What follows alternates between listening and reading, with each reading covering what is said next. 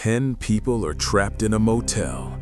Every 30 minutes, one of them will be killed. But who is the murderer? Leopards, welcome to A Horror Story Every Night, episode 85, Deadly ID. At first, no one paid attention to the sudden torrential rain. The motel owner was, as usual, daydreaming about whether his lottery ticket might finally win. Suddenly, a car screeched to a stop outside. The door burst open, and a man, completely soaked, rushed in. He was frantic, repeating over and over that his wife had been in a car accident. Half an hour earlier, Carl and his family of 3 had been driving to a nearby city.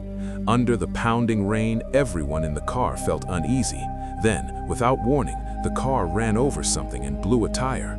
Although Carl stayed calm and managed to control the vehicle, the storm outside was raging wildly, thunder crashing, rain hammering down. Carl smiled at his wife to reassure her, but when he stepped outside, he discovered the tire had been punctured by a sturdy high-heeled shoe. The shoe belonged to a stylish, glamorous woman, 29 years old, who had been driving a sports car, heading home in high spirits.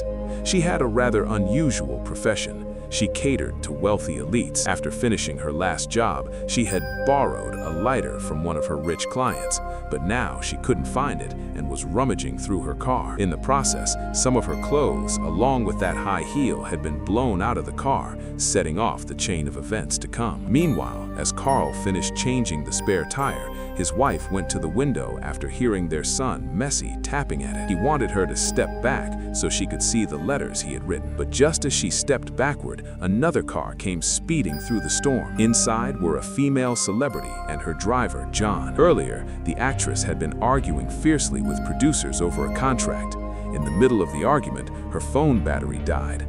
She told John to find spare batteries in the passenger seat bag. He couldn't find them immediately and was harshly scolded. During that moment of distraction, the car struck the Messi's mother in the rain. In moments of panic, people's minds often go blank. The actress urged John to flee, but John, once an honest police officer, refused. He ran to check the woman's condition, smashed the car window with a crowbar, took the actress's phone, and tried to call the police. Soon, both groups hurried to a nearby motel. The call hadn't gone through, and due to the storm, the motel's landline didn't work either. The owner told John to try driving to a private hospital 30 miles away. The actress was forcibly helped out of the car, angrily shouting curses while waiting. On the road, John's car encountered the glamorous woman's convertible. Because her car had no roof, it was soaked, she accepted a ride with him. But in the dark, windy night, and with John focused on saving lives, he didn't notice a deep puddle. The car stalled. Another vehicle approached from ahead. John waved them down and warned the road was flooded. They revealed the other direction was also underwater. Everyone was trapped. With no choice, they all returned to the motel to spend the night, unaware that their fate, like the submerged roads, was sinking into darkness. One by one, they checked into rooms. Another black car arrived. A police officer stepped out, showing his badge. He said he had a dangerous criminal in custody who also needed a room. The prisoner stepped out, sharp eyes, an unsettling expression, staring at Messi by the window. They were placed in room 10. The motel owner nervously reminded the officer to lock the prisoner securely. The man had committed multiple murders before, a true desperado. The guests were terrified, yet each seemed to be hiding something. The motel owner secretly concealed documents and a photo that wasn't his. He couldn't sleep, anxiously counting hidden cash, afraid it would be stolen. The young couple in room 6 oddly slept in separate beds. The boyfriend looked troubled. In room 10, the prisoner kept fiddling with the plumbing as if preparing to escape. The officer guarding him had a suspicious blood stain on his clothing, covered by his jacket. The perspective shifts between the characters before settling on the complaining actress. She was still ranting about the producers when thunder crashed loudly. Her phone suddenly picked up a faint signal. She tore down a curtain to use as a shawl and stepped outside alone, chasing the signal. It flickered as if luring her somewhere isolated. Then she heard metal creaking and suddenly realized she was standing near a cliff. A scream shattered the night. John rushed toward the sound and entered a laundry room. Inside one of the machines, he found the actress dead. The drum thumped ominously as he stared in shock. The motel owner and the officer entered. John was puzzled by how unprofessional the officer seemed. He almost touched evidence with bare hands. John quickly handed him cloth to wrap the item, revealing it was the room 10 door number plate. They rushed back. The prisoner was gone. The room was a mess. He had escaped through the window. Panic exploded among the guests. Everyone feared they would be next. The officer and John searched outside. In such heavy rain, the fugitive couldn't have gone far. Then another incident occurred inside the motel. The young couple in room 6 argued and separated. The girl locked herself in the bathroom, refusing to open the door despite her boyfriend's desperate shouting. Suddenly, his voice stopped. Curious, the girl opened the door slightly and saw the shadow of someone holding a weapon. Terrified, she slammed the door shut again and struggled to lock it, escaping through the window, and ran into Officer Rhodes, who was searching outside. Everyone rushed into room 6 and froze. The murderer was sprinting desperately through the muddy, rain-drenched ground. He had been running for a long while, and the motel behind him was slowly disappearing into the distance. But then a bolt of lightning cracked across the sky, faintly revealing several low bungalows ahead. The killer smashed through a window and ducked inside, only to freeze in front of one particular window. There he saw a hauntingly familiar sight, a recognizable room number, and that unmistakable signboard with the large letters spelling motel. Someone outside was frantically searching for people. John suddenly spotted the killer's face, etched with pure shock and terror. The two men seized him and beat him mercilessly in turns. When they felt he'd had enough, they bound him tightly with ropes. Yet the killer kept screaming that he hadn't murdered anyone. No one believed it. Convinced the case was closed, John instructed the man with the small mustache to watch the prisoner while he and Rod split up, one to photograph the scene for evidence, the other to radio the police station. But the little mustached man kept glancing around nervously, clearly hiding something and terrified it would be found out. Before long, John caught him creeping suspiciously down the hallway. John was naturally stunned and demanded to know what he was doing. Facing relentless questions, the little mustached man, clutching a suitcase, was already shaken with panic. Suddenly, an enraged Rod dragged him into the room and roared, "What the hell did you do to our prisoner?" The killer lay with his head thrown back toward the ceiling. A baseball bat belonging to the little mustached man had been driven straight through him, killing him instantly. The little mustached man stared in utter disbelief. Under interrogation, he began to stammer. In his panic, he dropped the suitcase, and its contents spilled across the floor.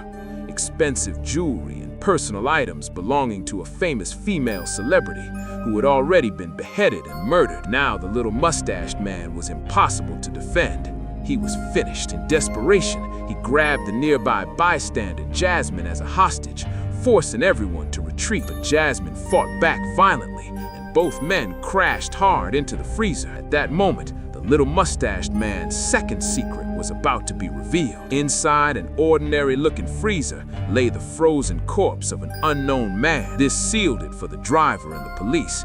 This was clearly a murderous black inn that hid its victims' bodies. Meanwhile, the real boss had already slipped outside in a panic. He hurriedly started a Chevrolet and prepared to flee. When the two men rushed out after him, what could they say? "It's over!"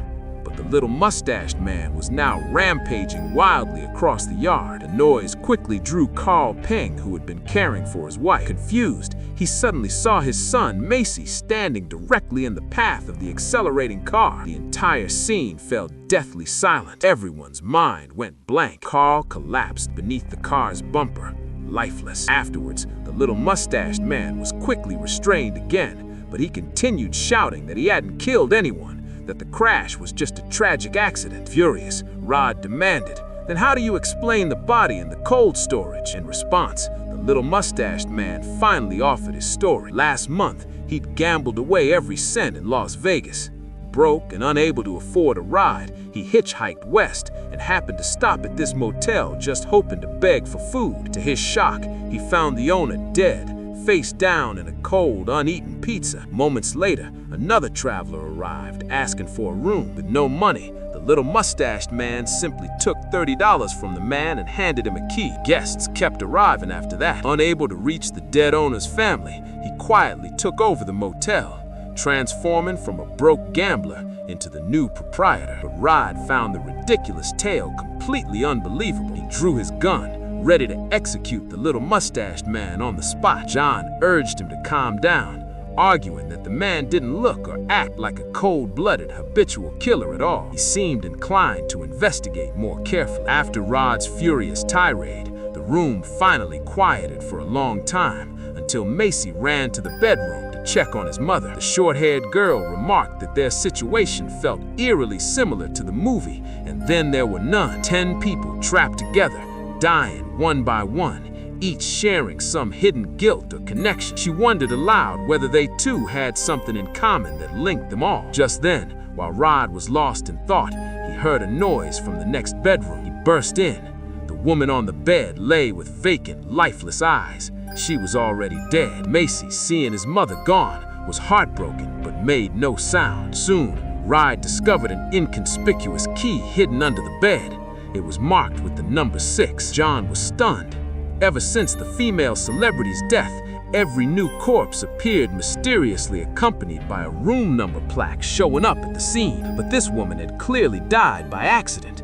Why would the killer bother numbering her? They suddenly remembered Carl, whose death also appeared accidental. Rushing outside, they searched the car and found a number 7 plaque in Carl's pocket. If the pattern followed a hitchhiker-style killing sequence, then Carl's death wasn't accidental either. Yet everyone was completely lost. Who was the real killer? The short-haired girl suddenly shouted, "The killer isn't even human!" She had noticed a cemetery nearby, where displaced Native Americans had once been drowned by a flood during forced relocation. Perhaps their vengeful spirits had returned, exacting indiscriminate revenge on outsiders. The motel was now lethally dangerous.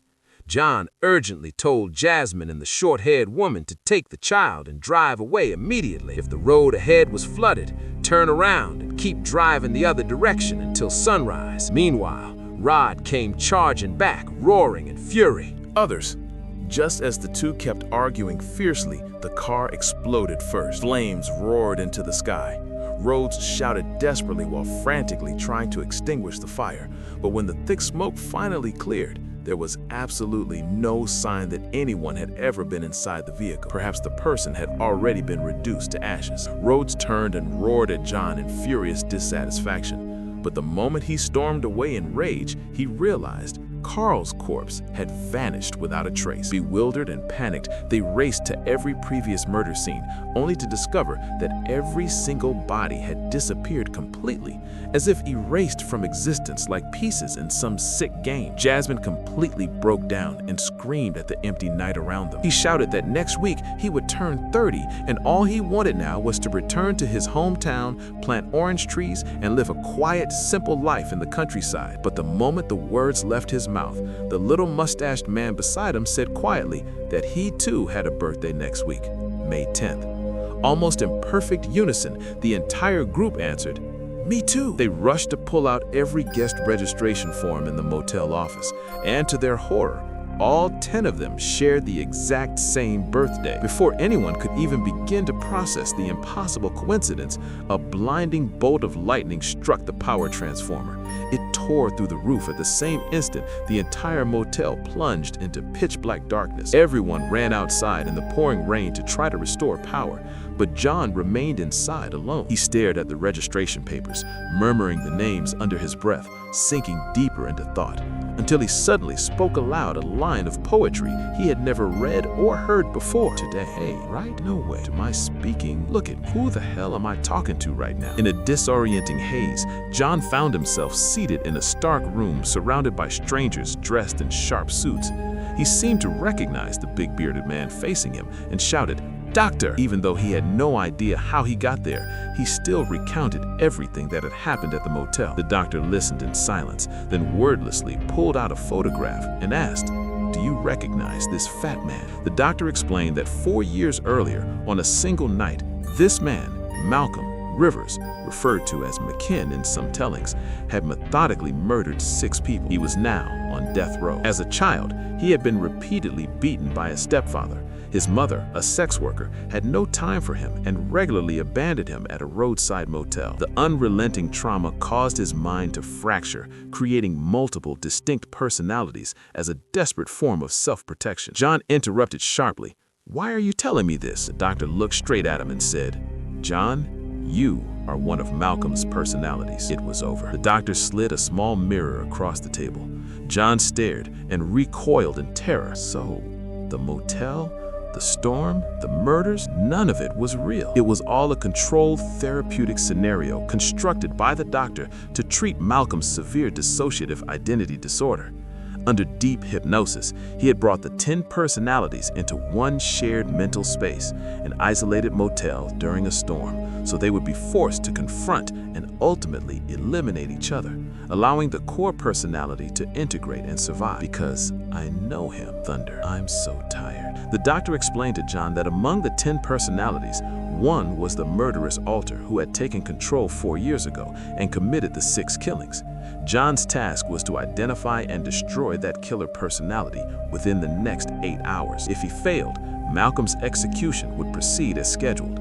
Guided by the doctor, John returned to the motel, this time fully aware that it was a construct inside Malcolm's mind. Meanwhile, in that same mental world, Rhodes and the others were still struggling in the rain to repair the blown power box. While helping with the repairs, Paris snuck into the police cruiser and began searching.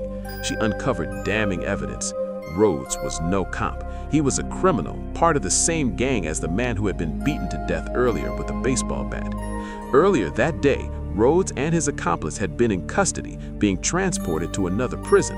On the highway, Rhodes had secretly worked loose a small hole in the seat, retrieved a hidden awl, and stabbed the driving officer through the seat. He hid the body in the trunk, donned the dead officer's uniform, and continued driving until the storm and empty gas tank forced them to stop at the motel. The evidence was irrefutable. Paris even found the real officer's corpse stuffed in the trunk. She whispered in horror. Back inside, the little mustache man waited by the fuse box. Rhodes suddenly realized he had been exposed. He charged forward and seized the terrified Paris. Fortunately, the little mustache man rushed in to intervene. He struck Rhodes hard, trying to wrest the gun away, but Rhodes had only been feigning consciousness. He opened fire repeatedly, killing the little mustache man instantly. Right behind him, then John turned the gun on Paris, demanding the car keys so he could flee. But in a split-second mistake, he gave Paris an opening.